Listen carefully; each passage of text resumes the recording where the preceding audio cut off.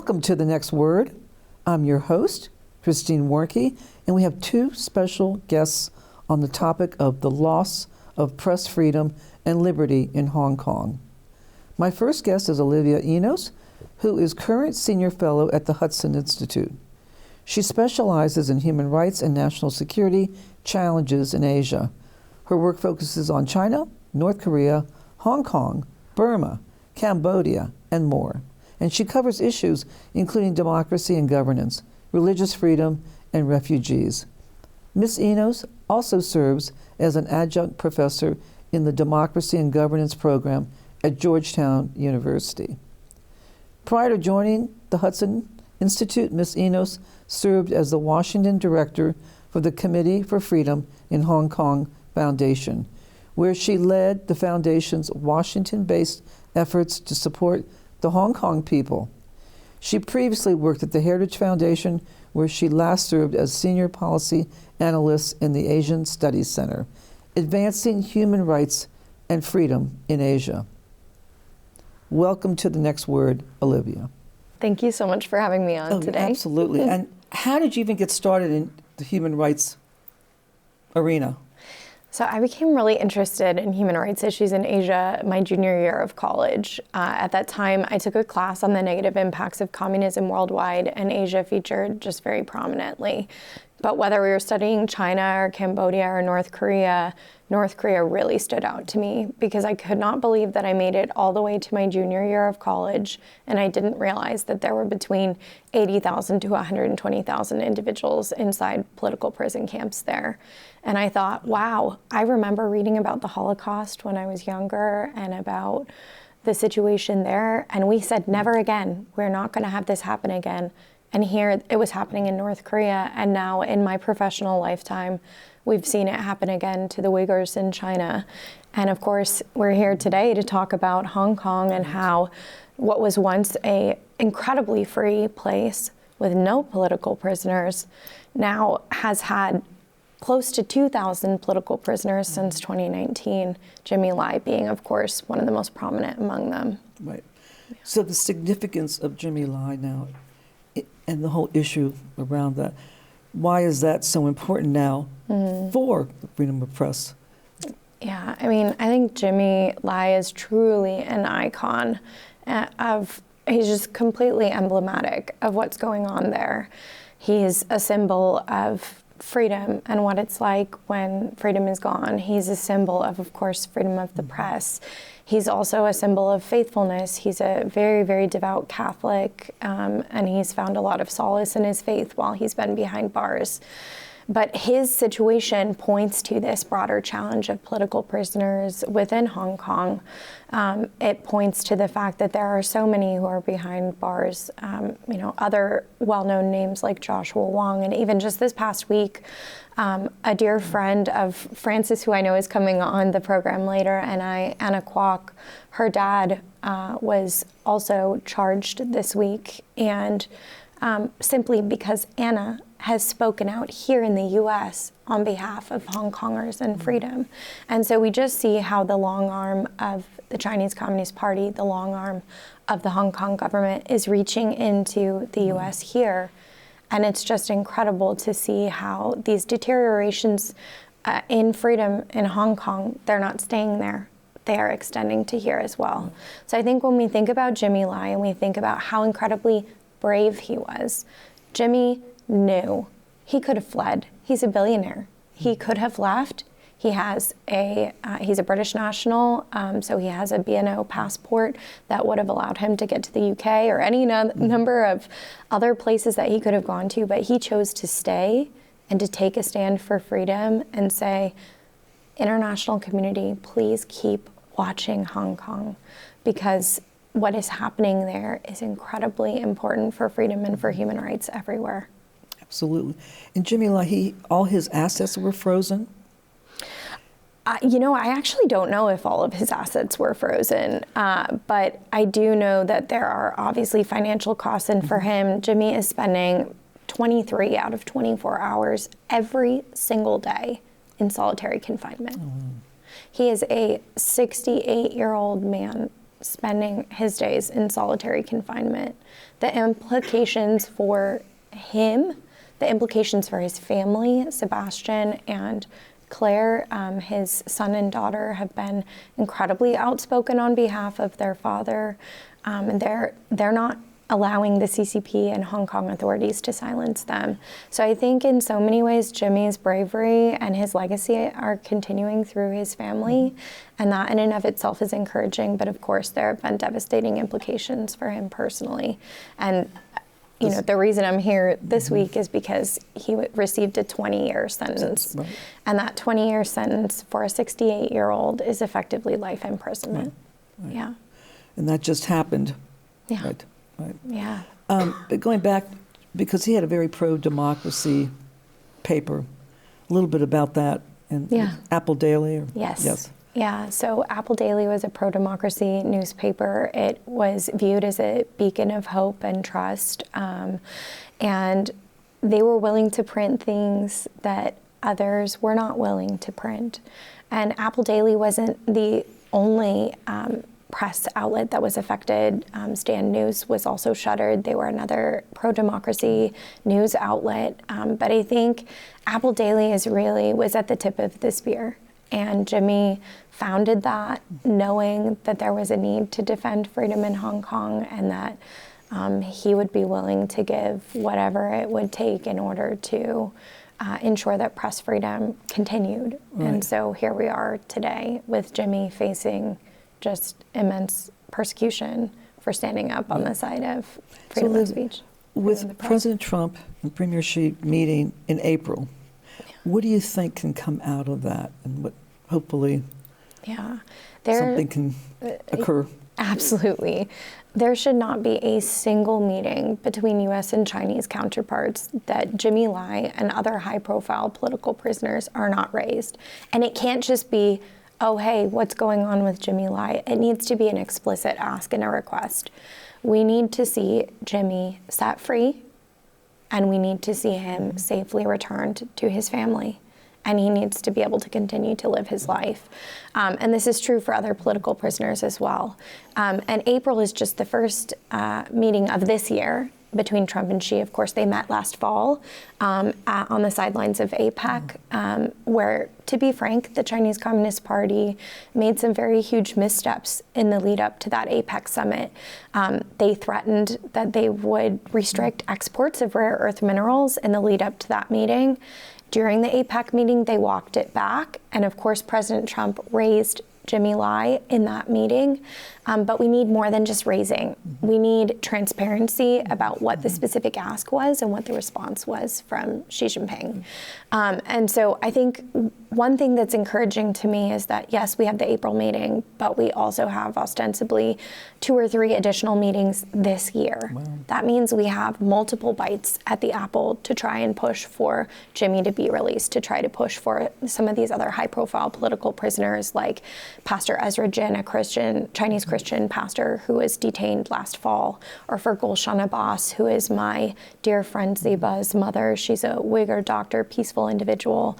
These are the high-profile political prisoners, and there should not be a single meeting where Jimmy and Pastor Jin and Gulshan are not raised by name and request for their safe return. I know you're working on some policy changes.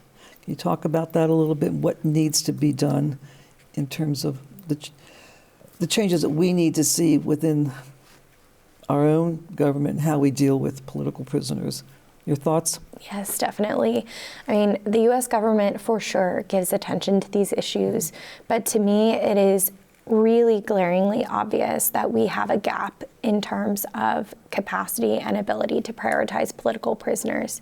There is no single office within the executive branch that is devoted to setting political prisoners free. And yet, whether it's China or another country, political prisoners are an issue, and increasingly so because authoritarians are just posing so many different threats.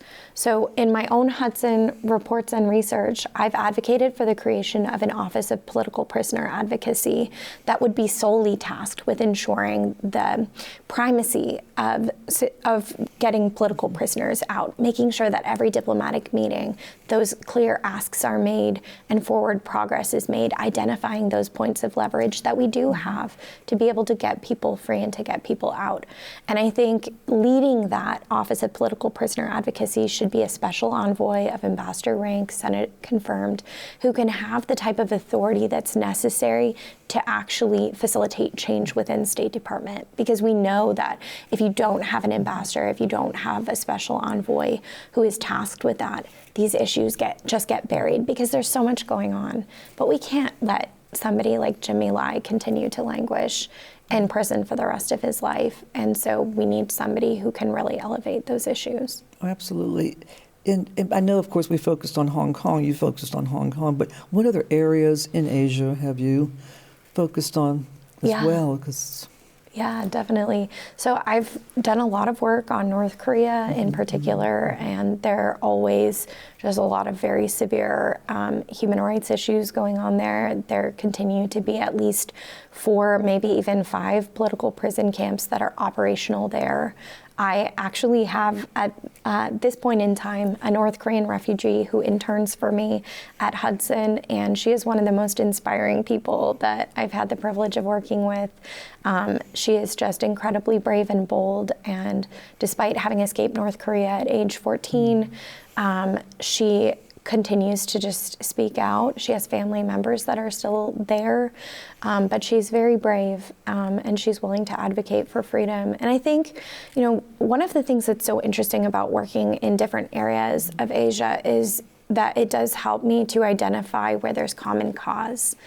For example, I think it would be incredible to see North Koreans as well as Uyghurs from China joining forces and being able to advocate and say, yes, we have family members who are imprisoned in North Korea, but we're going to make sure that they get free and they get out. So there's a lot of different areas. Religious freedom is another one. And of course, Jimmy is such a strong advocate for religious freedom, being Catholic himself. And we'll hear from Frances later. She's written some incredible things on religious freedom in Hong Kong and how after the national security law went into effect, how it has really hampered the ability for religious freedom to flourish in Hong Kong and elsewhere. Now, this has been fascinating, and we thank you for all the work you're doing, and we know it's daunting. It's no small task, but it's worth doing because there are real individuals on the other end of this work, and I think that's what's so important is keeping the people at the center of everything that you do. We can write about good policy, we can talk about it, but having somebody who okay, we are trying to get Jimmy out because he's somebody's dad, he's somebody's, future grandfather, he's somebody's brother, he was somebody's son. I have a son of my own. If something were to happen to him, I would hope that other people would speak out. So, No, thank you. This has been wonderful. Well, thank you for having me on. We're going to take a short break. So thank you. Thank you. You're watching The Next Word. We're going to take a short break, and we'll be right back. If I could be you, and you could be me for just 1 hour. If we could find a way to get inside each other's minds. If you could see you through my eyes instead of your ego, I believe you'd be surprised to see that you've been blind. Walk a mile in my shoes. Walk a mile in my shoes. Yeah, before you abuse, criticize and accuse. Walk a mile in my shoes. Walk a mile in my shoes. Well, before you abuse, criticize and accuse. Walk a mile in my shoes.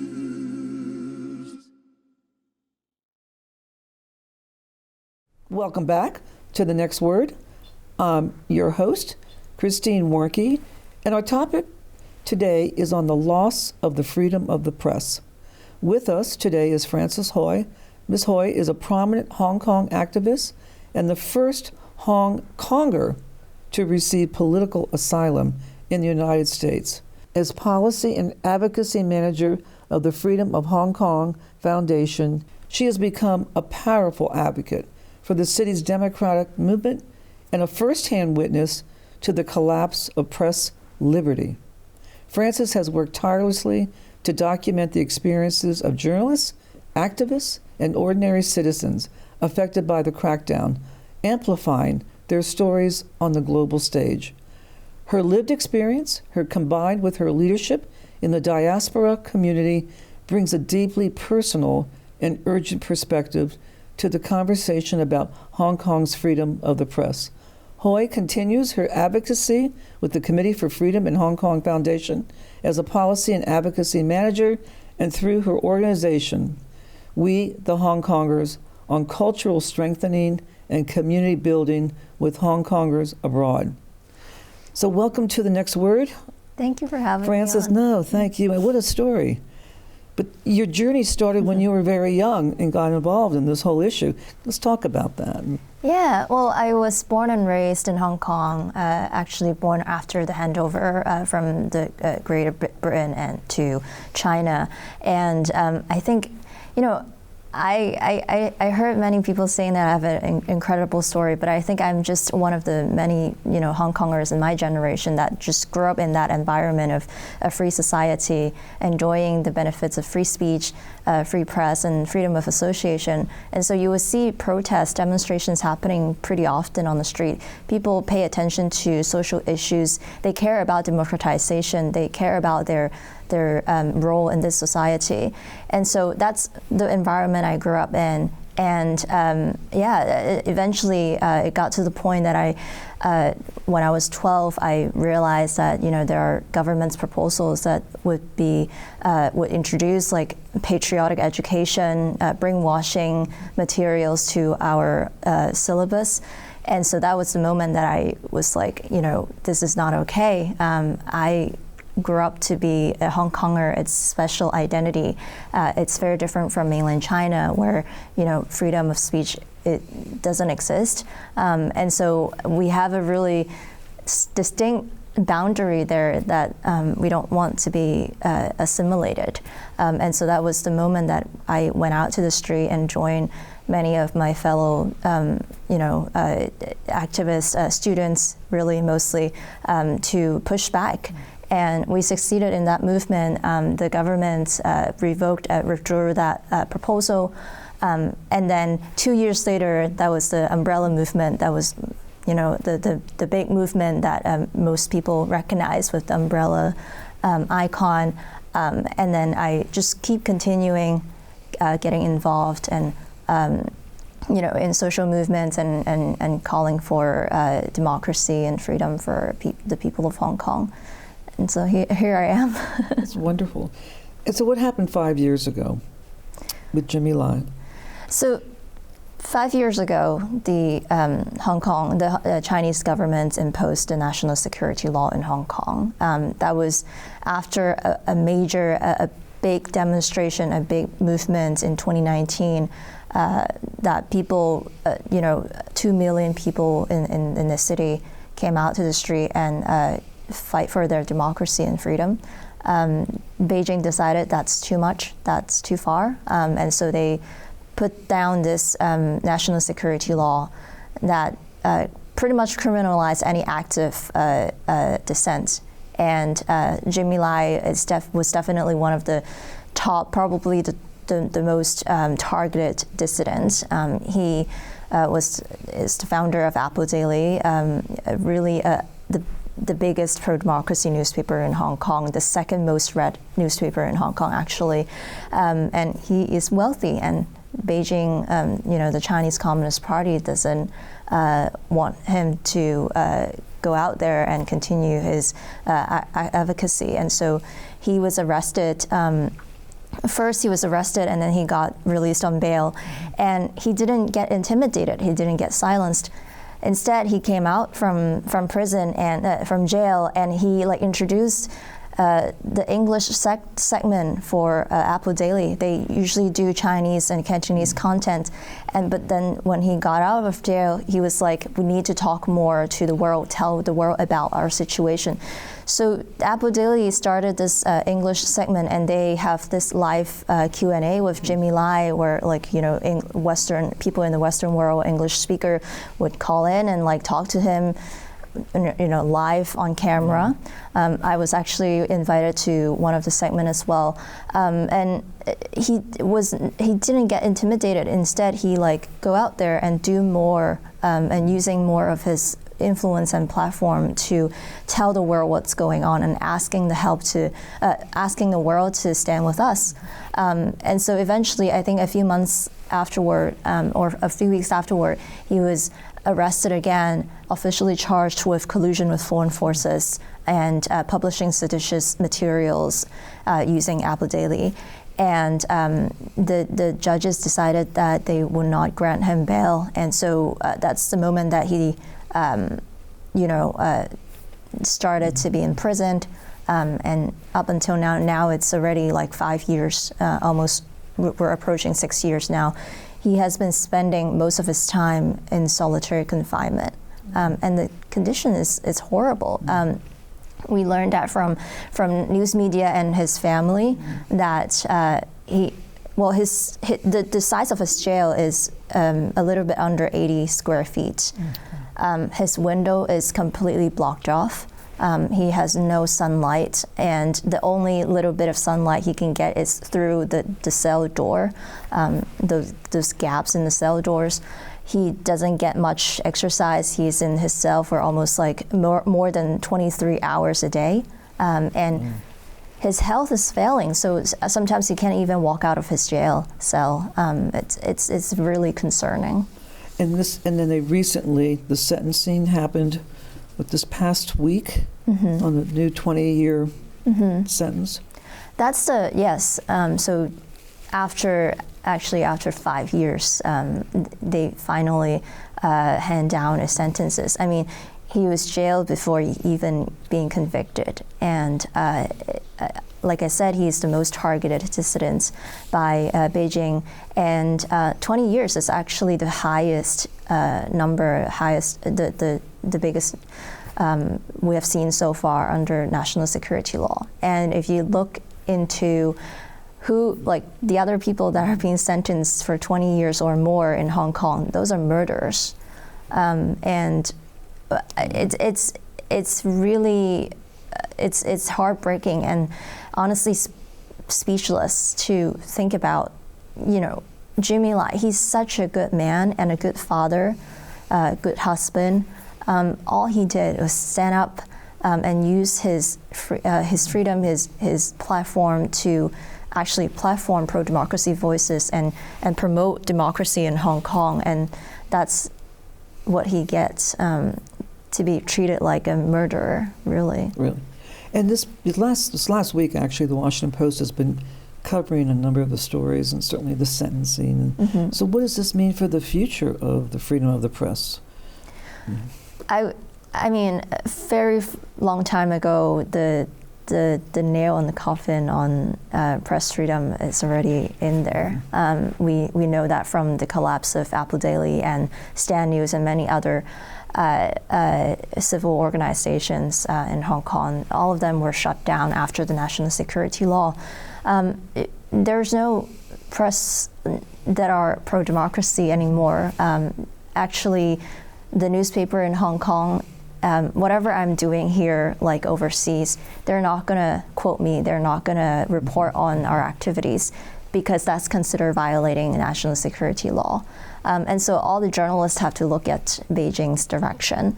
I think another example of it is, I think yesterday I just learned that actually our foundation's president, Mark Clifford, he is a former board member of Apple Daily. He published this biography on Jimmy Lai, and it was translated in Chinese. And one of the newspaper, after the sentencing of Jimmy Lai, one of the newspaper just recommended people to read that book about the story of Jimmy Lai, and that post got down. They pull it down in the direction of the higher up, and that's just one of the example, right? When I got the bounty, the $1 million bounty by Hong Kong government, they wouldn't interview me. I mean, I am the person that is being affected, but they would only parrot the government's narrative, and so I mean, the future of free press in Hong Kong is very bleak, and I mean, it no longer exists. Although the Hong Kong government always try to shape it the other way. Yeah, in reading about Jimmy Lai in the paper, he had some editors that were very forward-thinking and also had introduced a number of new technologies through, let's say, animation as an example. Yes. Can you touch on that? Because I thought that was fascinating. It is. That's one of one of the great memories of my childhood. Growing up with Apple Daily, they have this really unique way of delivering news. Obviously, there are like news anchors delivering news, and also it's on print. But they also take it on digital platform, which is what actually most people would have access to. And they made this really interesting animation that you can't really get the same style anywhere now. And Apple Daily also has another office in Taiwan, so they also have Taiwan edition of Apple Daily. I think Taiwanese people would also resonate a lot with that. The animations they make is just so special. It's just so unique, and we don't see it anymore. They are also really quick, like every time, because you need to get the news out pretty quickly. They can turn around and make an animation very quickly. Sometimes, you can't really, say if a car crash happened, you don't have a video of it. They will make an animation of that, the details or whatnot. And so it really engaged people into knowing what's happening around their city. And so I grew up watching those animation, and it's just so fascinating, and we don't see that anymore in Hong Kong. It's like an icon of Apple Daily. The editor behind that, where is he still in Hong Kong? I'm not sure. But there are a lot of Apple Daily staff. Apple Daily is such a big company, so many of the staff, they're either in Hong Kong or scattered around the world.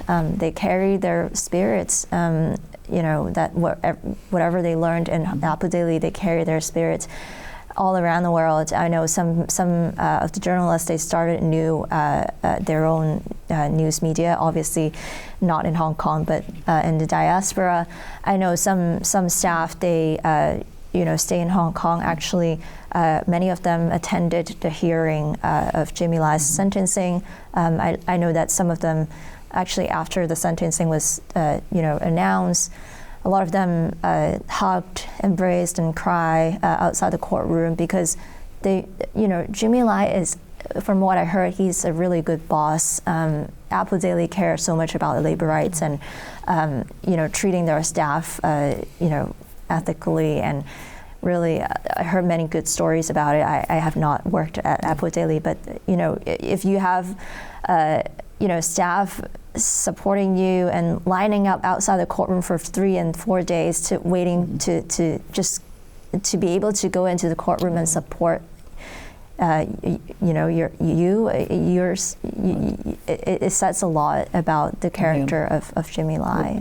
Major testament to the man and to you, and I thank you. Wish we could talk more, but we've run out of time, but thank you, Frances. Thank you so much. Really appreciate it. Thank you for watching The Next Word, and stay tuned for our future episodes. If you have any special guests you want to inform us about, please email at info@mmctv.org.